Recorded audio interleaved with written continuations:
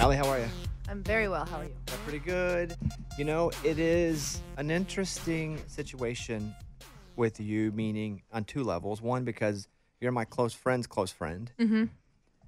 And so I always try to remain unbiased, which, I booked you on the radio show, and I'm like, okay, am I only booking her because she's really close to Ray and Bay? And I had to have that conversation with myself, and I was not. But that's always there, that you're close. Right. I had to ask myself the same thing, too. Am I coming on here today because he's a good friend of Ray's, you know? Absolutely. Or do I want to come on here because it's going to be rad and it's a bucket list option? I navigated that as well. And it's a weird navigation for me generally here when I do this because, heck, I have friends and close friends, and sometimes they put out stuff that I'm like, well, that ain't very good. And I can't act like it is. And then the second thing is with your dad. And it's like, especially the first time, the second time we had you up, I know you were really good.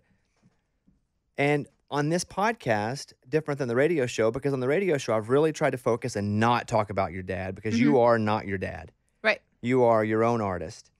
On this, like we had Jimmy from Little Big Town Inn a few days ago, and Keith Urban was here. We spend a lot of time talking about the upbringing of folks to get to where they are now. And that involves you in Oklahoma and your mom and dad. Absolutely. And so I'm just telling you what my head is before you come in because it's so layered because I'm so neurotic about everything anyway. And before you come to the radio show, I'm like, okay, I'm not even going to talk about her dad because this is not about that. And you brought it up the last time, and I was like, great. We got off of it, and you nailed the performance, which, by the way, I hope you felt the love. Like, a lot of people love that performance on the show. Thank you. It was great. Thank you. No, we've gotten so much good feedback. Yeah. We always do anytime we get to do anything with you guys, so I do appreciate that. And as you were driving up here, I was like, I have to treat her like I would anybody else that comes in this room. And some of that is going to involve talking about not your dad, but your family and like how you grew up. No, absolutely. Okay. And I think I totally agree with you. On the radio show, if we mention it there, it's just going to be, it will replace my name. You know, it will replace my name. It will be like, oh, did you guys hear the episode today with Garth Brooks' daughter on Bobby Bones? And that's not rad. But when we get to come in here and talk about my childhood, absolutely, I would never ask you to navigate around my family asking about my childhood. And I just respect you too much to treat you differently for any reason. No, I completely agree. Okay, so I just wanted to make sure we're there with everything. Don't worry about it. Okay. But I do worry about it because I like you. Like, even as a person, I'm like, you know what? I appreciate that. I want to make sure Allie knows that I got to treat her like I would everybody else. The good, there's no bad. And the ugly. There's definitely no, I'm the ugly here. Let's go back and talk about, at least initially, you first came on the radio show I don't know, COVID's messing with my brain. 2019. Was it before COVID or during COVID? It was before. Okay. So you come on the radio show, and it was my first introduction to you. As a person, I guess I'd seen you like on some of Bay's stuff, but it's my first time to actually meet you and spend some time with you, and have been able to spend a little time with you. And so is my wife. And she loves you. And so again, it's always a weird thing whenever you have a friend over. Very sweet. But at what point did you want to start as an artist, be the front facing, like I am my own artist at this point? Not even from your dad. I'm just talking about period. I'm Allie. I'm going to go out and I'm going to start playing shows and doing press to promote my music. Because that's different than just writing songs. When did that start for you? It is much different than writing songs. And even though I actively didn't do that until really out of college because of a deal that I did have with my parents, education was very important to all three of my parents. So we kind of agreed when I was young that I would go to college even if I still wanted to pursue music because I chose music when I was like 8. You did? I knew so my whole life that this is Got what I it. wanted to do. I've been writing songs since I was 11 or 12. I've just always loved it. Always knew that was what I was going to do. Knew I was going to move to Nashville, go to Belmont, all of those things. And loved it. But I think Dad, realized really early that I caught the bug and kind of sat me down. And he was like, listen, I expect the same thing from you out of your sisters, all those things. You'll go to college and you'll get that degree, because it's such an honor to have that education. I don't think they anticipated me going to get a songwriting degree, but I did, and it was rad, whatever that means. Did you have that conversation with your mom and your dad? And your third parent would be your stepdad, or who? You say 3 parents? Trisha, my bonus mom. Got it. Mm-hmm. So I've got my mom, my bonus mom, and my dad. So did you have that conversation where like, hey, I'm going to go to college like we agreed, but I'm actually going to go to college to do music? Was that a sit down or did they just know? They just kind of knew. Trisha had introduced me to Belmont when I was really young, and then kind of growing up in the studio the way that we did, getting to come up here, a couple summers to just see Dad work and see what he did and get to spend time with him. Belmont was just like the Disney castle on the top of the hill. You know what I mean? They just always stared at those white columns. I thought it was so rad. And I knew that I wanted to come to Nashville no matter what. I wanted to be in music and I wanted to be here. And I remember talking to them about the songwriting program because you had to be accepted into it, and letting them know that I got my portfolio together to submit all those things. What's that portfolio? Like, what is in that? You had to submit like a CD work tape of at least 4 songs that you'd written by yourself. Of you singing? Mm-hmm. Or could you put someone else? If you wrote them? They could do someone else. If it was a songwriter that really focused on strictly songwriting, you could have somebody else come and do it if you wanted to. I did my own work tape, yeah. So you send them this. Are you nervous? I mean, I'm sure you are because this is them saying if you're going to get in or not. And this is Nashville where a lot of people are connected. It almost doesn't matter because a lot of people are connected. Right. I'm sure there are some nerves going. Am I going to be able to get into school here? There was a lot of nerves to it, especially just in the program itself. So I automatically knew, okay, well, if the songwriting program doesn't work out, my whole plan was always the music business program anyway.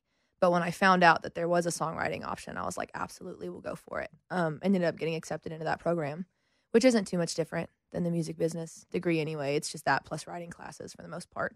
So let's rewind a bit then. You say when you were a kid, you realized that music was kind of the bug that was in you. What part of it? Was it the performing part? Was it the writing part? What was the first part where you go, okay, I kind of have my thing? Mm-hmm. Was it performing or was it creating and writing? I think it was the sense of a desire to be understood.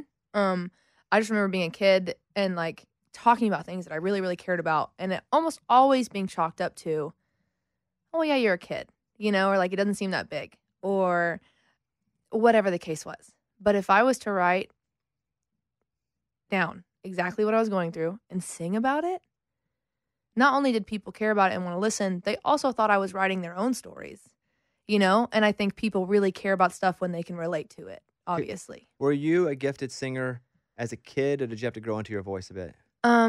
I was a gifted singer as a kid. With that said, since I was a kid, I've set aside 8 to 12 hours every week to sing. Like this is every decision I've made since I was 8 years old put me on the rad Bobby Bones cast today. You know what I mean? Like everything is pointed in the direction of music. So you're growing up, you're going to do music. If I have friends whose parents have been baseball players or especially in art, it seems like their parents have always tried to go, not get them out of it, but make sure they knew there were other paths so they didn't feel like they were forced to be into it. Yeah. Was that what was happening in the household for you? Was they were just making sure you knew you didn't have to do this? Absolutely.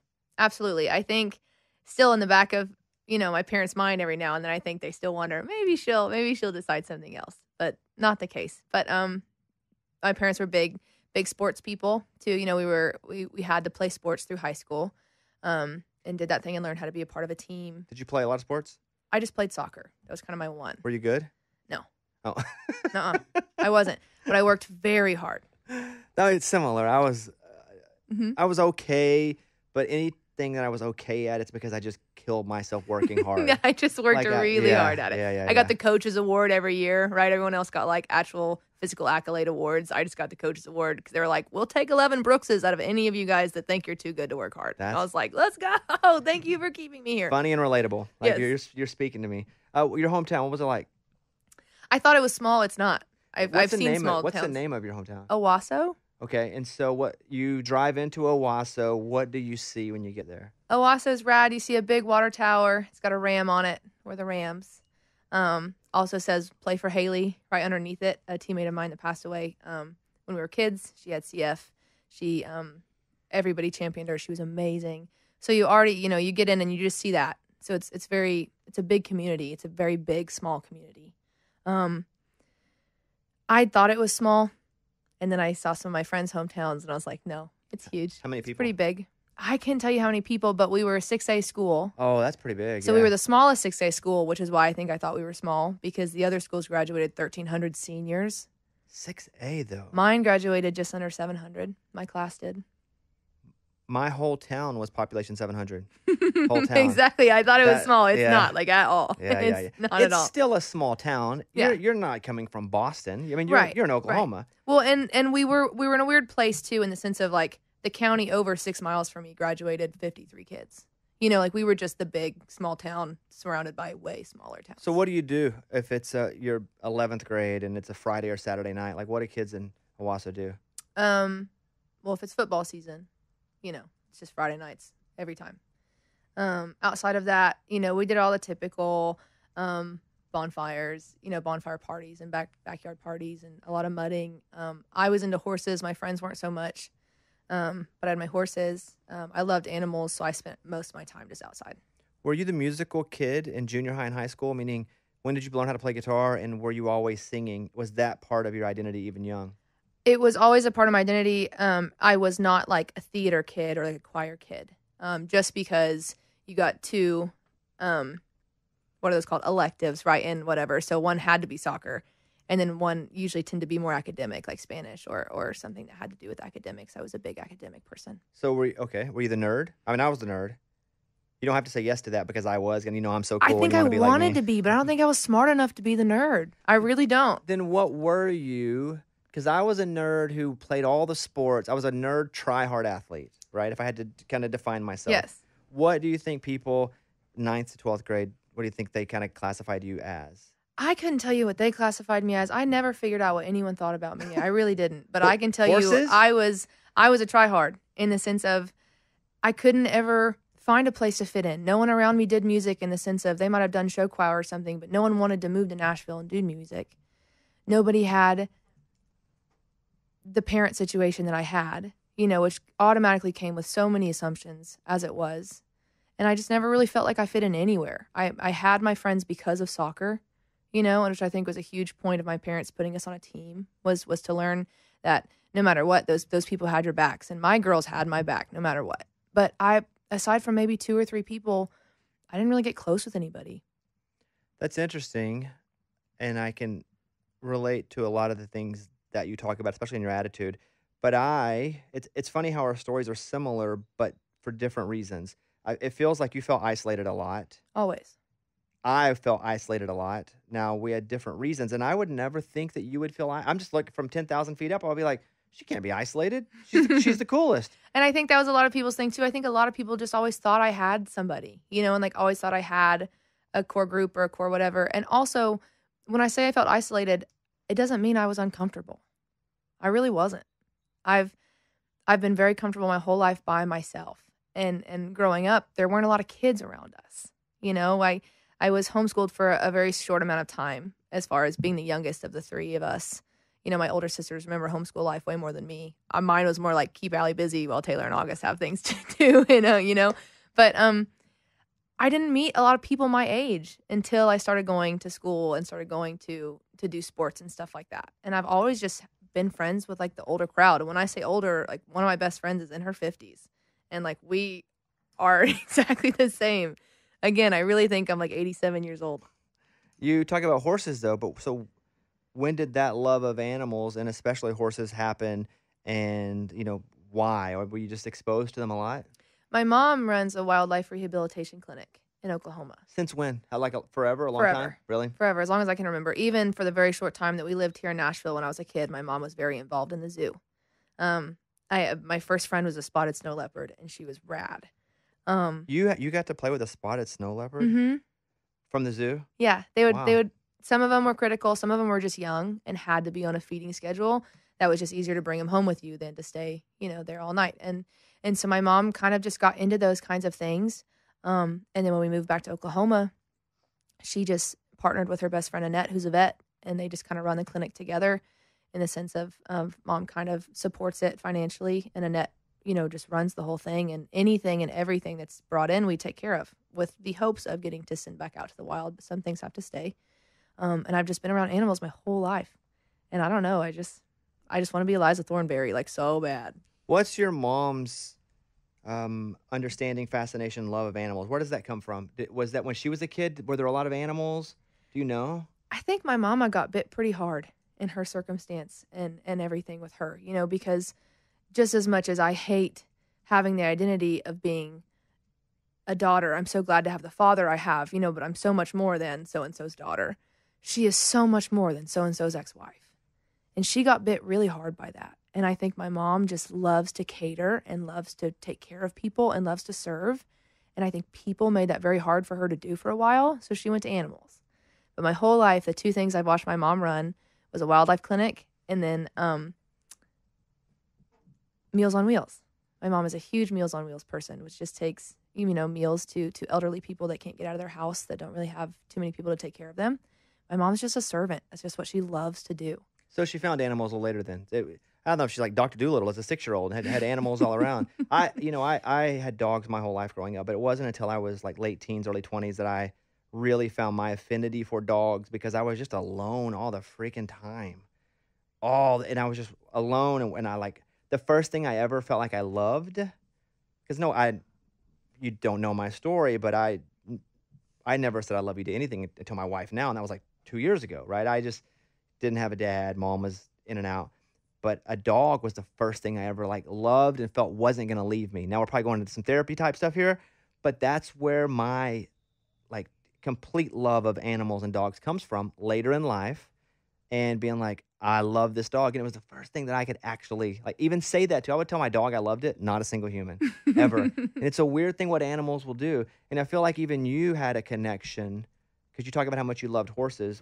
Was it when you were a teenager mostly when you started to really be around horses? Yes, we had them my whole life, and I always loved them. But I think very similar to you, you probably don't think it, but your dog worked really hard to earn "I love you" Not from these you. dogs. No, you know what I mean? no, these Like dogs are it never idiots. left you. You know what I mean? Like it's always around, and Sometimes it's always when I there. left the door open, Allie, it would run away. Well, I bet it would come back pretty soon. Some of the people I love the most of, you open the door for a second, I gotta step outside. I'll come right back in. I really will, especially if you're gonna feed me or something, like right back in. But yeah, absolutely. I remember, just being a kid and like thunderstorms, I would go down to the barn and I would just brush my horse and I would sing to him. And his name was Little John. And just so cool. And I think, probably similar to you as well, the dogs stay. My horses, when I was 15, I was given a pig. And I named her Pig. She was awesome.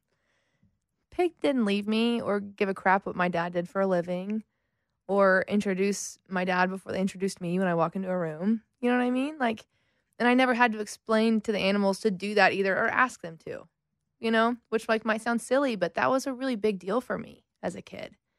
And animals they've never let me down. They might have bit me a couple of times, but that's what scared things do, and you learn trust amongst each other, and it's really rewarding. Even now with my animals, it's funny we found this kind of common thread. My life is definitely way different than it was 15, 20 years ago.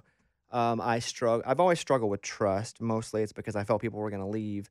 Now I struggle with trust because I went from nobody caring at all to all of a sudden everybody caring, and 99% of that caring is not real or authentic. Being afraid that everyone's going to leave is just as scary as really not being sure why they're there. And I've gone from one to the other, right? And I've gone from scared everybody's going to leave to now anyone that comes into my life, I'm like, why exactly are they trying to come into my life? Because I ain't that cool, right? But I know my freaking bulldog, he doesn't give a crap if I got a TV show, a radio show, if I'm writing book. He does not care. He wants to be fed. He is going to fart, and I'm going to pet his head, and he's going to love on me. And it's funny talking with you. Like I can now feel this. I feel the same way with these animals that I always have, but it's just shifted from, hey, I'm alone to, hey, I think I want to be alone because I don't trust anybody else right now. And so I still have that, oddly, with my bulldog. And now Eller, a dog that we just adopted, although she's been a rough one. She's finally good after like a year. But man, she was tough for a while. Did you guys have dogs at all? Uh-huh. Yeah, dogs around the house too? I have dogs. Everything that we do is based off this label company that I've, just created called Evangeline Records. And all of that goes back to my dog. My Firefly is from Princess and the Frog, and it's this Firefly, named Evangeline. And so I named my dog Evangeline. We just called her Eve. And that was my girl. That was the first dog that I owned on my own, that I went in and rescued. It was brought into the clinic that I worked at the time and did everything for Eve. So much so that we got Eve a dog, Hold on, I got to get to that. Eve getting a dog. But you were at the clinic you worked at in Oklahoma? In here. I worked at the Goodlettsville Animal Hospital while I was in college. Wow. So then Eve got a dog. And yes. What was Eve's? So Eve was just kind of older and I don't know if we just wanted her to have spunk again. And we found more so than anything that other animals bring that out, more so in animals than anything else. So got a call that there was a dog. It was Christmas Eve, and there was a dog scheduled to be euthanized. And she was totally healthy, and she'd been at animal control for 8 months and all of these things. And she just wasn't going to make it if we didn't come and get her. So we went and we got her. We named her Merry Christmas. We just call her Mary. M-A-R-Y or M-E-R-R-Y. M-E-R-R-Y, Mm-hmm. yeah. So we just call her Mary. I call her Mary Moo Pants, but it's fine. And we lost Eve maybe a year or two after that. And it took me and Mary the same way. For a long time, I was like, you're Eve's dog. Like, Eve was supposed to take you with her. Where's Eve at? And at that same time, I'd also lost the relationship that I was in at the time. So then it was just me and Mary. It went from all of us to just me and Mary. And I felt the same way for a while about Mary. And now I don't know what I would be without Mary. So it is also interesting how the relationship cannot start the way you thought it would with dogs, and just somehow be like, no, Mary, every time I come home, you're still here. And when I open the door, you don't even want to go outside. She's that lazy. So I love Mary. Do you think, because I can hear the emotion in your voice because I understand it, especially when it comes to animals, do you think that you need to be in an emotionally polar place to write emotionally driven songs? I don't, because I'm a huge empath. So much so that I often wonder, am I even sad today or someone else sad? And then here I am just having to deal with it. And so with that said, that is the beauty of this town and the beauty of co-writing. You know what I mean? There's no one short of misery in this town. So if by chance I'm having a good day, I can go find somebody who needs some help and maybe needs a lighter side of their story, And that's so cool too, to write as a writer and as someone who has a pretty big ego, to show up and be like, hey guys, what do you need today? What are you going through? What are we writing about? Let's go. If it lands on something happy, cool. But I would prefer it not to. I really like writing about things that I care about. And I enjoy that. And I think the whole empathy thing is just as much of a blessing as it is a curse most days. But I feel for people a lot, and I'm very grateful when someone is willing to share their story so that we can write about it. It's interesting because I don't consider myself an empath at all, but I often say that my greatest superpower is empathy. Because people they'll come or they'll write articles about me that aren't nice. They're like, we don't get it. Like, we don't know why he's successful. He doesn't do anything. He doesn't have one talent that should allow him to be at this level. And so I get asked those questions sometimes, which are a little awkward. Like, hey, what is it that you do that's different? And I think, well, and now I'm happy to have it. But I think it's because I am so empathetic to the struggle. Like and I hated it and resented it forever. Was like, I can't believe I had to go through all this crap. I can't believe that I had to live like this. Couldn't eat sometimes.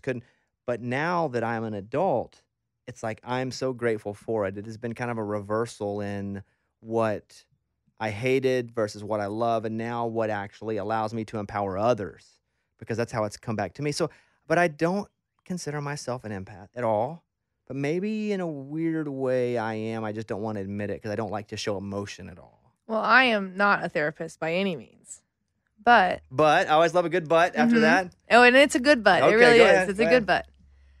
From the outside looking in, I think, if it's such an anxious thought of you to share the love that you have for people, because it's not that you don't love people, it's that you don't tell people that you love them very often.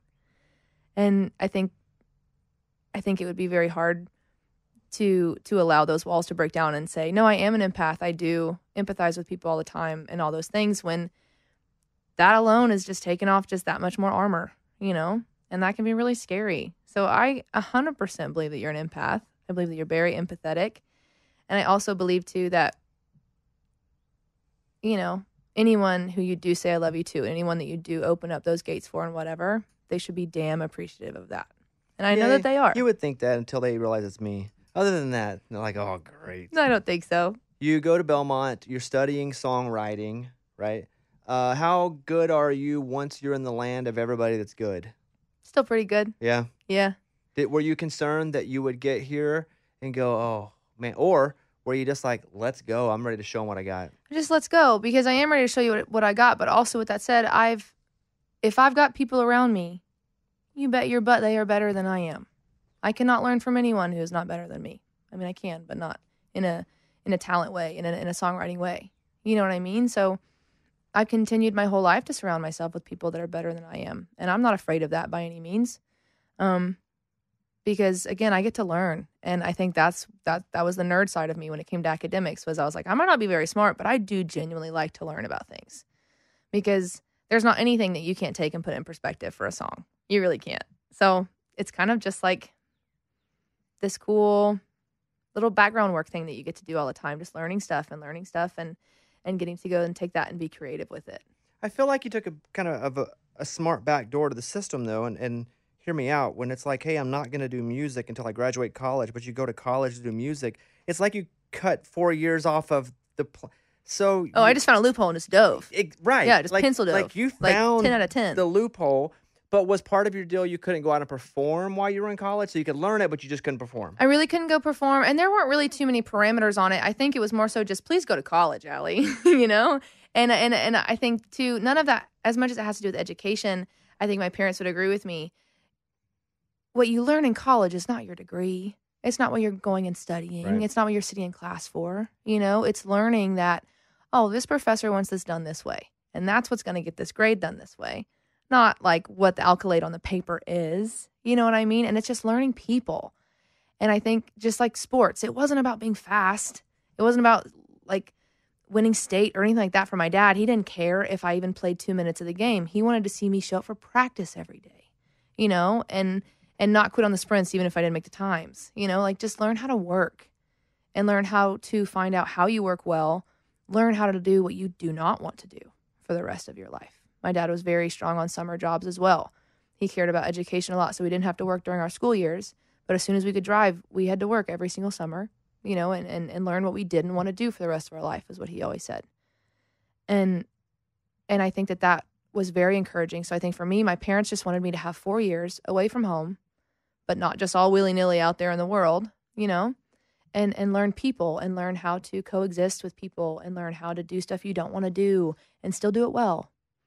And I'm so grateful for that. And I probably could have used an additional 9 years, you know what I mean, to just grow up and do my thing. But I'm very grateful for that time at Belmont. And then also, yes, to be around other music kids for the first time in my life. Did you feel? Was awesome. Yeah. Do you feel, because as somebody who creates art, and when I grew up in a really small town, nobody did what I wanted to do. There was no, I couldn't talk about writing jokes. I couldn't talk about, and it wasn't until, man, late in college, where I started to talk to other people that were doing radio and TV, that I ever felt like somebody actually understood the weird dreams and feelings. Did you find that with musical kids at Belmont, where you're like, I finally have somebody I can speak a language to that I've known for a long time, but nobody else in my town did? I found it in very small circles. I also found way more of what I didn't expect to find, which was, I genuinely don't understand why you guys are here. You know, there was a lot of people that I met that I could not figure out or crack why they wanted to do what they said they wanted to do, because the actions didn't ever line up with it. You mean they're here and I'm studying this, but they didn't enjoy it at all, and you're like, why? They didn't seem like they enjoyed it. They didn't seem like it was a gift, and they didn't seem like it was something that they had to do. Everyone always talked about, man, how rad would this be if it happens? If not, you know, at least we can go do this or this or this. And my thing has always been, if you think for a split second of a second that you can come to this town, fail, whatever that means, and do something else, do not even move here. Please do not crowd up the slots anymore. Do not crowd up this town. Do not crowd up the rent. Don't do any of those things if you have an option to go somewhere else. And at Belmont, I found, even coming from a very financially well-off family, I was like, why are you here spending the money that you are spending to come to this school and just think about your Instagram post for this evening? Which, again, content is king. I get it. But there's a business way to do it, and then there's a strictly social side to do it, you know? And I think I found a lot more of that than I expected at Belmont. But all of those things just feed so much more into the amazing things that you do find. You know, like every heartbreak, every friendship that doesn't work out, that just feeds into those people that have stayed forever. And I feel the same way about music. Everyone that I meet that I want so badly just to crack sense over their head and make them feel the way I feel, which doesn't even mean that the way I feel is right, but makes it so much more special to me when I do find my writers and my friends that don't have a choice and have to do this and are comfortable sitting in their misery sometimes to create narratives for other people. That's really, really cool. But it wasn't as easy to find as I thought it would be. You graduate, and what did that mean to you? yes, you completed something? Did it mean like, wow, look what I've done? Or does it mean, look what I get to do now because now I've done that and I can go tackle the world? It was, look what I get to do now. 100%. I was very proud of it. I ran into a medical issue my senior year in high school, and I just started falling asleep all the time. And I was a very energetic kid. I always was. Energy was never anything I was short of. And then all of a sudden, no matter what I did, I was sleeping all the time, whether I wanted to or not. I would wake up at restaurants, and all my friends were done eating, and I hadn't touched my food yet, and I'd just been sleeping. Wow, really? And I ended up, I have narcolepsy, and I just started falling asleep all the time. And that made school very hard, and it made me look like a bad student to all my teachers, even though I would explain to them, hey, I swear I'm not partying all night. I sleep as often as I can. Like, I need help staying awake sometimes. And I would fall asleep in all my classes. And for the first time, I didn't have my 4.0, and I didn't have any of those things. And I was very mad about it. And so for me, going to college and learning that you're supposed to learn everything outside of class and then come into class and talk about what you've learned. You know, like, that's what lectures are. I didn't know that. I thought lectures were teaching you what you needed to study. And that just wasn't really the case at Belmont. You were supposed to go out and read your chapters or do whatever and then come in and talk about it. And I can't read anything to save my life without falling asleep. And it was just really hard. So for me, it was a huge accolade to have completed those 4 years in 4 years, you know, and to have achieved that. That was a very big deal for me. But more so than anything, it was, I've done the work and I've worked my tail off. Now get ready and see what I'm ready to do.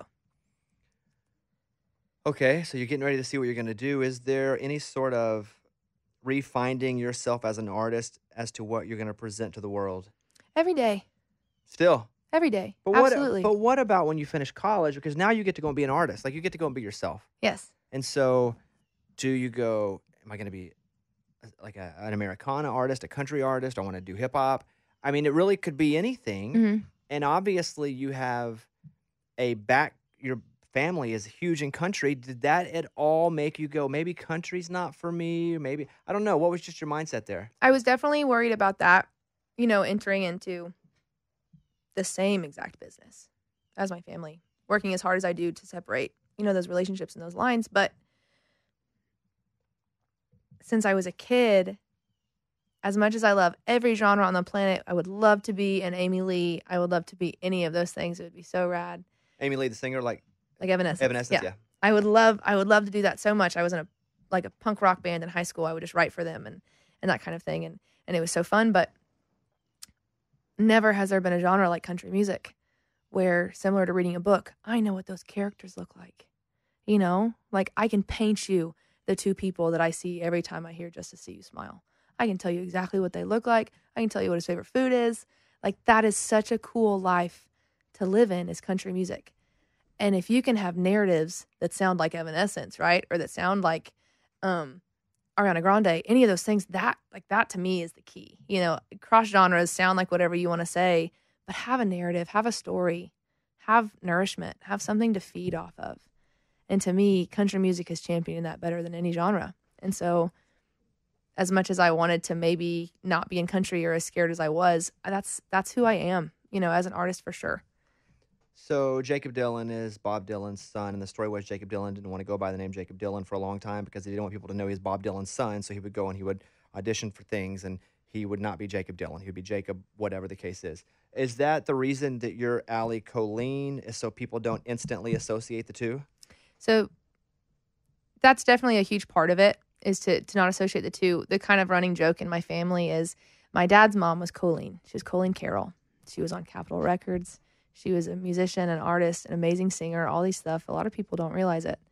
But kind of the joke in my family is, okay, well, if I'm going to sing off a family name, I'm going to sing off the, you know, the prettier one and the better singer one is kind of our thing. Because my dad calls me Miss Colleen most of the time. If not, he calls me Allie Colleen. But since I was a kid, he's called me Miss Colleen, and I apparently just emulate his mom very, very well. She passed away when I was 3. And so it was just a huge honor as well. It would be a huge honor to sing under the Brooks name. It would be. But I never saw that people would see it or appreciate it for what it was. It would just be a coattail name, you know?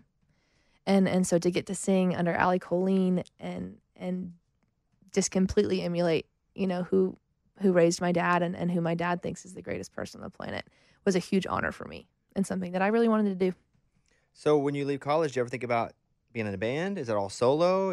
Because you give a lot of decisions now because you now get to go and forge your own path, which is terrifying and exciting at the same time. I always thought it would be so cool to have because growing up, a lot of the players that go on the road with Dad, a lot of the G-men, a lot of them do have children that are also very, very musically talented. And I always thought, man, if I was to ever have a band, how rad would it be to just rally up all those kids and we would be the Bloodlines. And if it was in our blood, like if it's in our blood, we're good enough and our blood's enough. So like we don't need a name. It's in us. We got it. And we'd be the Bloodlines, which would be rad. But then when I realized that Queen got to keep touring as Queen, even though Freddie Mercury passed away, I was like, ain't nobody going to continue to travel with my music if I die. No. Like I said, ego. I got one. So where do you start playing? Scoreboard. And I did play there. I started playing there maybe late into my senior year, only on the weekends. Promised my parents it wouldn't affect my school, stuff like that. And got to start playing at Scoreboard. It's this really, really cool. Tell me what Scoreboard is because I don't know. It's this really, really cool restaurant over kind of by Opryland. It's right behind Nashville Palace and the Willie Nelson Museum and Cooters and all that stuff. It's right behind there. At that time, about 5 or 6 years ago, they had just opened this huge patio deck out back that they wanted to start having music on. And I was like, sweet, I would love to open that for you. Let's go. And so I would play every Saturday night. And what would you play? Like covers, originals? I'd play 6 to 10. I would play covers, and I would sneak my originals in when I could. And then I was very lucky enough for Scoreboard to realize that my originals started to get more attention than a lot of the covers did. And I would always split it with somebody. I'd always bring another artist with me, and we'd just go back and forth for the 3 hours, which was also an amazing way for me to meet a lot of the friends that I have now that weren't necessarily Belmont kids. And, when you play downtown, a lot of people don't realize this, but you are strictly asked and requested not to play your original music. However, if someone comes up and puts money in your jar and requests an original song, then you can do it, but you're, very encouraged not to play original music and to just play the top 40, whatever it is, top requests, all those things. And I was like, well, that's rad, but I'm not a cover artist. That's not what I'm trying to do. I'm trying to grow my name. And I found that that's just something you don't get to do on Broadway, which stinks because that's what a lot of people are moving to this town for, to make a name on Broadway. And you don't get to do that anymore. So I was very lucky to find a place like Scoreboard where I could play every Saturday night, play my covers, play originals, and it really did turn into, if you want to see Allie Colleen in this town, you have to go to Scoreboard. And Scoreboard's not going to give that date to anybody else. That's my date. It's my Saturday night. And then the band that came on afterwards was Organic Country, who are all the guys that toured with Randy Travis. And it was just such a rad place to just get to, again, just grow up a little, and spend my time there in a place where the booker, the owner, bartenders, waitresses, all those people, they loved me and I loved them. And I knew I was safe going to my car at night. And it was a place where I could spend late hours at and a place where I trusted people. And it was just another really amazing place to grow up at. So you're playing at Scoreboard for 3-4 hours a week, and that's a pretty long set to sit and just play. And, you'd read about the Beatles and when they were playing in Germany early, and they were playing 7-8 hour sets, and they would say those were the most important shows to them because they actually learned how to play, and they learned how they could sing, and they learned when their voices were hurt, how they needed to sing then. Like, there's a lot of learning that went into that situation. My assumption would be that's a similar story to you, meaning that's a long time to play. You probably have to learn every song and how to play everything and sing everything, right? Absolutely. I waitressed at a barbecue shop in Oklahoma for a long time, and I would sing there on the weekends as well. I would sing my Friday and Saturday nights there, and then during the weeks I would waitress. And those were 3-hour sets, unamplified. I didn't get a microphone. I didn't get anything. Wow. I sat in the corner room, maybe 2 of these rooms, nothing huge, little barbecue shop. And I would sit in the corner by the saddles, and I would play unamplified for 3 hours every night. And you talk about learning to sing. That's where I learned to sing, in the sense of to be able to project, to fill a restaurant that's crammed with 75 people that are all talking, and everyone can still hear me. I also learned how to be background music. I knew some people came in that day for brisket. They did not come in there for Allie, Jiminy Christmas. They wanted fried pickles and brisket, and I did too. I was just waiting for my set to be over. But then there were nights when my grandma would come in and watch, and she would just clap at people until they would clap for me. She would just stare at people and clap until they'd clap for me. And I was like, thanks, Grandma. That's funny. She's eyeballing them. Oh, she would. She would walk around table to table and clap. And sometimes she'd come grab my tip jug and take it around to different tables. And, Pat was on it. She was on it. And that was a really cool place to grow. And then, yes, take that to Scoreboard, where now for the first time you're getting to learn how to perform. Because in Nashville, they do come for the music just as much as they come for the really awesome wings that Scoreboard has, and still fried pickles. But just a really great learning place. What about songwriting? Because even with your music, and this is just me having an opinion about an art, so there is no such thing as a right opinion about art, but I feel like your songs, I'll just make it very simple, have gotten a lot better. But so in the same way that you are getting better by playing over and over again, at what point did you start to write so much where you're like, oh, I'm kind of figuring out not only who I am, but how I write? Like, when did that happen? I think it really started to click when, again, I just continued to surround myself with writers that were better than me. Because as a kid, as much as I would love to say that I got to share my writing or my artistry or any of that stuff with my parents, I did not. My dad and I have never wrote together. We've never sang together. We've never done anything like that.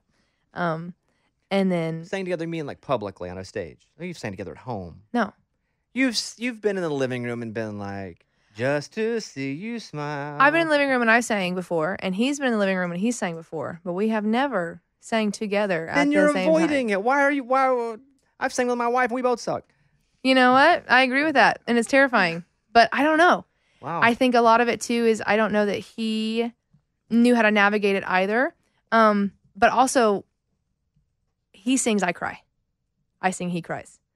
That doesn't sound very good together. You know what I mean? If one It person's still singing and makes one you person's singing, emotional? crying. Even though you heard your dad singing your whole life, it still makes you emotional when he sings? Seeing somebody do what they were put on this planet to do and was brave enough to do it will make me cry every time. Why not- Gatorade commercials make me cry. Why are you not crying right now watching me do this? That's my Well, question. well, you know? why am I not crying, Bobby? So you are songwriting with folks who are making you a better songwriter. Yes, just so talented and like finding the ways that we're all sitting in the room writing the same thing, and they're telling the story completely different than I am, you know? And that was really cool to learn too, how many ways there are to tell the same story. And not in a skewed way, not in a different way, you know, but literally just a different perspective because of all the things that we're bringing into the right that we're not talking about, you know, which is how we were raised and what we experienced as kids and what we experienced as adults and the relationships that we have around us. And I've learned too through songwriting,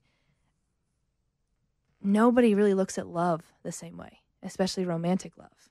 You know, a lot of people have much different expectations for what that looks like to love somebody and what it takes and what they expect to get in return. And you take that and you implement it onto a narrative of songwriting of a love song, you're going to learn a lot about each other, you know, and what lines they think that the characters would say and what lines I think the characters would say. And I think just learning that love is not universal. I thought it was the one thing that was very universal for us, you know, and like, but it's not. It's so different. And to find out ways that, okay, well, if we're going to target this love song towards this love language, right, or this perspective or this idea, this is how we'd write it. But if we want to target it this way, this is how we write it. And that was something that I continue to learn with my co-writers. It's just the different ways to achieve the same story, which I think has really, really helped my writing and also just how I process the events in my life. Well, let's talk about how when you wrote Halos and Horns, because you played this on the show recently. I mean, a couple weeks ago, right? All the days are weird. Mike, would you please play some of this song? I'm a surefire bet. I'm a longside gambler. Easy to love, but I'm hard to handle now. I'm an angel. So to go into a writing room and sometimes you have to be a little more vulnerable than you're really planning to that day. So, but to go into a room with Halos and Horns, the idea, I don't know who had but you were with Eric Dodd, who I know, Stephen Hunley, who I don't, but you're sitting in this room. And so what's the conversation like, and how does it get on this sort of area to write about? Stephen Hunley had a song at the time that he's released. It's called In the Wind. I'm such a Stephen Hunley fan. And him and Eric and I just tend to be the dream team. Everything that we write, we just love. We love so much. And he'd had this song for a while that was just centered on Blame It On My Cowboy Ways. And I thought, man, how rad would that be for a female to get to sing this song about, hey, blame it on my cowboy ways, you know? And I loved it so much. But I also loved how Stephen sang it so much. So I was like, listen, keep it. I'm not trying to take your song. I don't want it, whatever. But, like, that's so cool. And so he had the hook, Halos and Horns. And he was like, all right, well, if you won't take In the Wind, do you like this title and do you want to write it with me? I said, yes. Let's do it. And so Stephen had brought the hook in that day. And we just talked about that whole narrative, you know, that we had mentioned on the show of just good and evil and what that looked like. And Halos and Horns, to a lot of people, you know, they see a left and right shoulder and they see angels and devils and stuff like that. I see bulls and cowboys and dirt and just like that archaic story of the cowboy, and good and evil, and how everything to them is always chalked up to either they work too hard to love somebody, or they're too scared to love somebody, so they leave, or they're just a rambling man, all of those things. And I thought, no, I think the conversation is much deeper than that. And I've always related to a cowboy my whole life. I don't know what is so lame to me about the term cowgirl, but it just is. And I hate that so much. I feel like women who are are just cowboys. I feel like they're cowboys They're cowboys, too. Yeah. exactly. Yeah. They're cowboys. And so I've always been a cowboy. And we just thought that would be so cool. So we just dug in that day on what that would look like. And, the cowboy is always it's so often associated with God. Cowboys, talk about God and faith a lot too, and all of those things. And that was a really interesting thing to bring in, just that opening line of I'm a Sunday morning sinner in a white church, I'm an artist that doesn't deserve to do this, who gets to do it every single day and hopefully gets to for the rest of their life. And that was just kind of what we just kept putting my artist narrative into a cowboy life and wrote Halos and Horns. And I'm so proud of it. I was reading this article in People magazine about you, which, by the way, is a really great article. Thank you. And a few lines stuck out to me, and I'll pull a couple here. You said, I got to grow up and I got to see a lot of things in this industry that a lot of people don't find out until it's thrown at them. What is that? What were you referring to, thrown at them? I think the invasion of privacy is a big one. I don't think people understand how much of a personality and a connection they can place on you, right? So I learned very early that when I got picked up from school, okay, it's a 15-minute drive home. I get to go home in 45 minutes. And that's because there are going to be people at the gate. And my dad is the artist of all artists and is going to talk to them. And we're just going to have to sit in the car, and wait on him to go and talk to these people that I didn't really understand why they were outside the gate. And then I get to go home and play, and then I get to go home and do that. I knew that the grocery store was going to take a long time. And I also knew that I didn't get to go out and meet people at the grocery store who would ask us, oh, what are you guys doing for the rest of the day? And we'd be like, oh, we're going to go get ice cream. And then I was always so confused as to why those people were at ice cream after the store, and I learned consistently through my whole life just that, one, a huge invasion of privacy from fans that, again, my parents, I don't think, had a clue how to navigate and navigated it in such an amazing way. I'm very proud of them for how they did navigate that as parents and things like that. But that was a big one for me. Also just learning, what you were talking about, how it shifts from I'm alone all the time, I don't trust people, to now, why are these people in my life? I was going to ask you that because now there was never a friendship or... Yeah, like I'm fearful for you now. Or a handshake or anything ever that happened to me as a kid that I didn't have to ask myself, why are these people talking to me? Why am I invited to this sleepover? Who's going to drop me off at the sleepover? As a kid, that was happening too. But were you thinking about that as a kid? Yeah, I had to, because I learned very early negative instances where I was shown it. You know what I mean? I didn't learn it by observation. I learned it by experiencing it. And I think that too, it's such a beautiful desire to want to grow up and to do music and to move to this town and to do all those things. I don't expect any of those artists to ever think about, okay, what can you see in the background of my social post? Can you see my house number? Can you see a landmark that's very identifiable to where people now know where I live? Can you see those things? Because just as an adult, I've had people show up to my house. And that's very uncomfortable. And I had to quit taking videos in my backyard, and I had to quit doing all these things. And I cannot imagine moving to this town and having to learn all that in as not of a safe of an environment as I got to learn it growing up. Yeah, and again, you have to be... how do you separate now even? I don't know. For the first time in my artist career, also, I'm single for the first time. I was married and I'm not anymore. And I have not even dabbled with that life. That sounds absolutely terrifying, and figuring that out and trying to learn how to meet new people and how to go on about those relationships. And just as much so in my friendships, again, and that's why I think I just keep such a close corner. And I love people. I'm very quick to be like, hey, if you see me out, come say hi to me. Let's go. making plans. I don't make plans with a lot of people. I really don't. Yeah.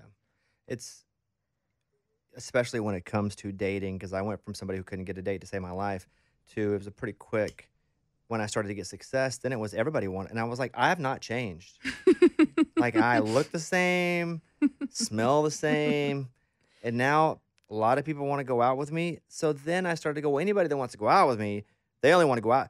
But then I was making my life harder than it had to be. Yes, I should have always been looking and paying attention to who was coming into the circle, and I still struggle with that mightily. But I was sabotaging myself to the point where I allowed nobody. Yeah. And I was like, nope, nobody want to go out with me. Nobody's going out with me now. And we're not doing that.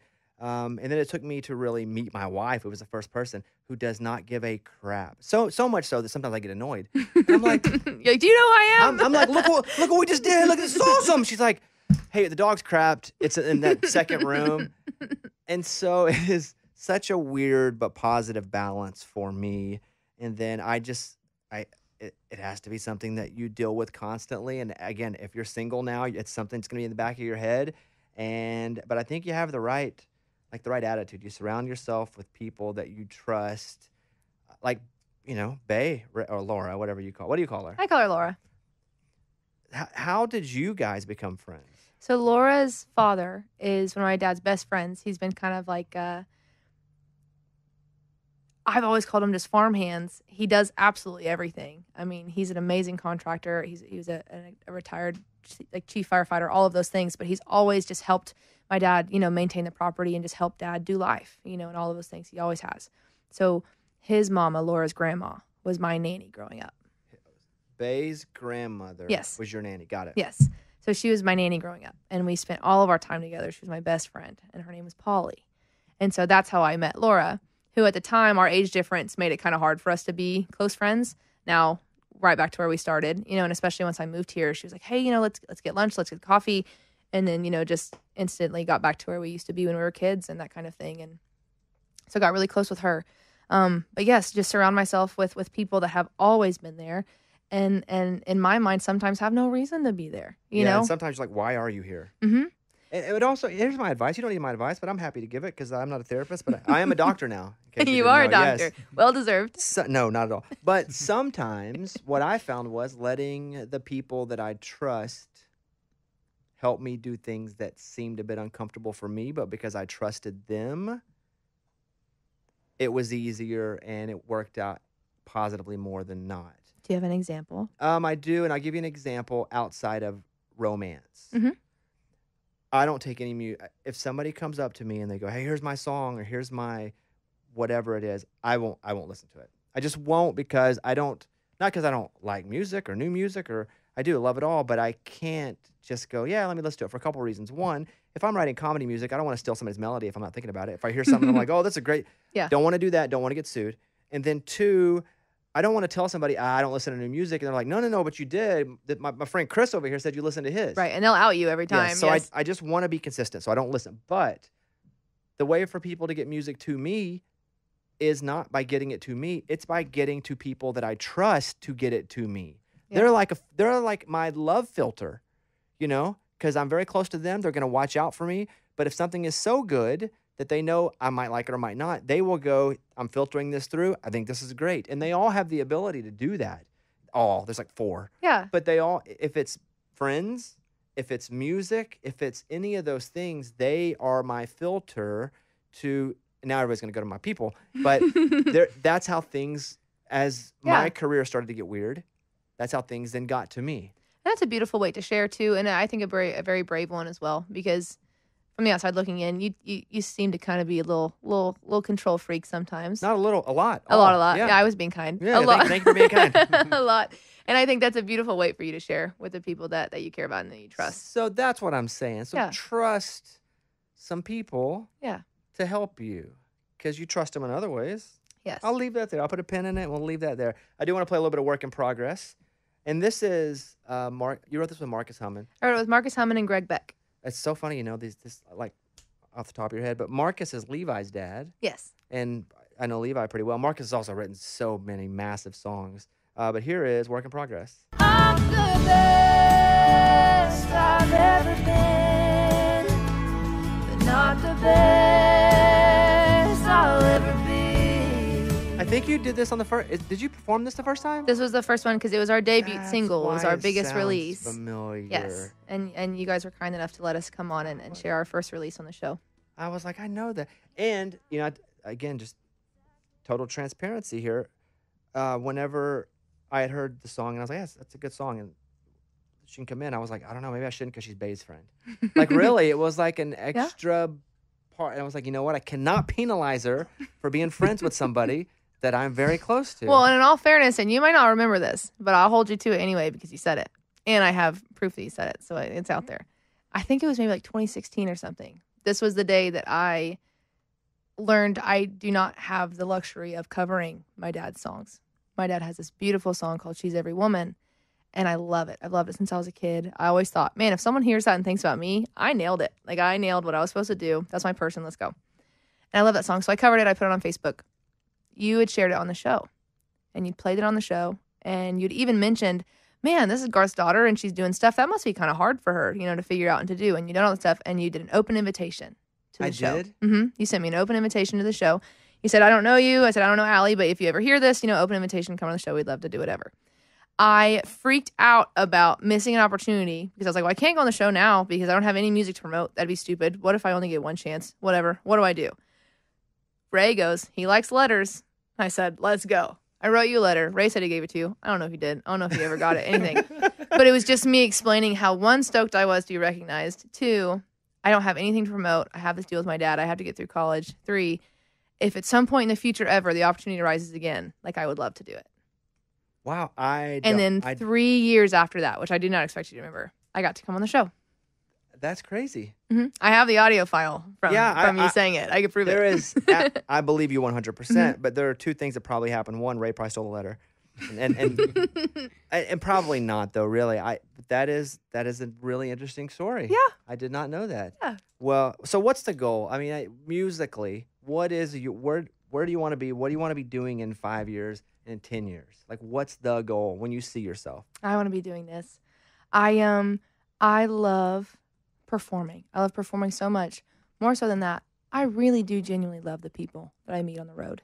For the most part, Bev's in here in studio with us today. Bev and I sell all my merch after the show together. And I get to meet all these people in my merch lines. And they're so kind, and they have all these crazy stories. And I'm sure the next day they're like, I can't believe I told her that. I was so drunk. And I'm like, I remember all of it, Sherry. I got you. I know you said. And I just get to meet these people. And I get to find out so much about people. And I don't ever want that to stop happening. And as much as I would love to envision myself and have before and dream about it, doing huge arenas and stadiums and all those stuff, there's such a sweet spot. And this is still a lot of people, so don't get me wrong. But 2,500 seat theaters that were built for music. Oh my gosh. It's my favorite thing to play too. It's the most, it's the raddest thing on the planet. And I still have not really been lucky enough to get to really, to sell those kinds of tickets or anything like that. But to be on supporting shows where I've got to do that, or even just when you go into those tiny, circle downtown square towns, that's the only thing they had to do that night. So they bought tickets before even knowing who was on the lineup. Those shows. Those are my favorite shows across the board. And to get to do that for the rest of my life and spend time in those intimate settings where there's still a lot of people, and that opportunity to have all those words sang back to you and to fill a room and do all that stuff, that would be amazing. And to do it in this country and all the other countries, and just travel and play my music and help people validate their own stories and their own lifelines. Coolest gig on the planet. I got two questions for you here. We're on an hour here, which is great. Are you tired? Mm-mm. Okay, good. I'm a little tired, but not because of you. Mostly because I had to get up at 3 o'clock this morning. Yuck. Yeah, exactly. You're only going to bed. Well, I ask you, you're tired because you told me that this is you're awake. You're on a complete inverted schedule than I am. I am a complete inverted schedule. Have any of your songs, there's a rumor, been inspired by Ray and Bae's life, like Ray claims? Yes, very, very loosely, but yes. Yes. Are you serious? Mm-hmm. I really thought that would be a no. We'd make fun of them. No, it is. I know. No, we can still make fun of them. I have a whole list of things we can still make fun of them. Well, let's just go right to it then. Playing House, familiar? Yes. Familiar with it? Okay. Mm-hmm. Was that about Ray not marrying Bae for 6 years? It wasn't about them, but yes, it was. So we're talking about lyrics. We're writing the song. We're doing all of these things.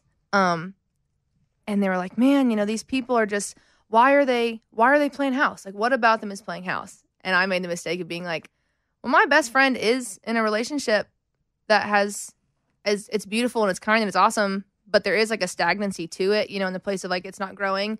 But I also shout out to Ray in the sense of I've told Bae to propose to Ray for years. I was like, so let's you go, were girl. telling her to propose to him. Yeah. I was like, if this is what you want and you talk about it so much, go do it. Like, go make it happen. You know what I mean?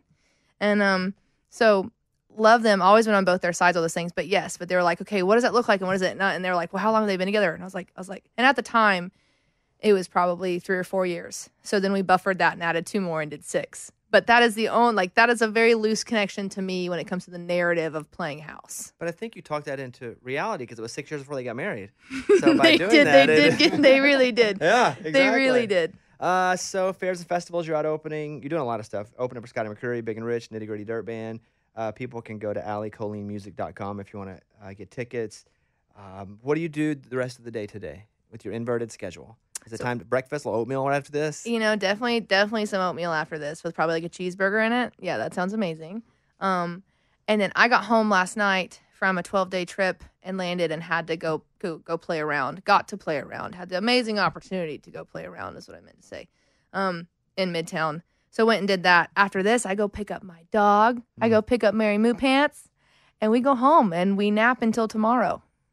Yeah, I think I'm going to go home and nap till tomorrow too, Mike, just for a whole different reason. Yes. It's been great hanging with you for an hour. Thank you so much. Yeah, this has been really good. You guys, all you have to do is go follow Allie Colleen at Allie Colleen Music on Instagram. And I'm just going to, and same on TikTok. Your Twitter is different, but who cares?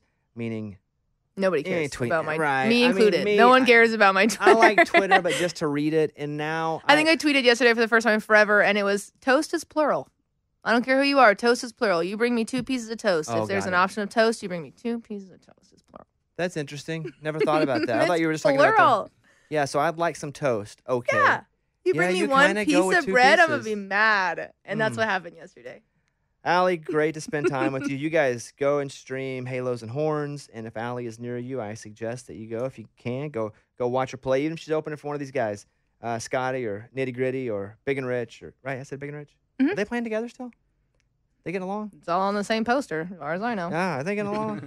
I don't know about that. I know them both. I mean, they're smart enough to know to keep playing, Yeah. Go and because people want to see them. Yeah. Get along for a few minutes. Jeez. Yeah, get along. All right, there she is, Allie Colleen. Thank you, Allie.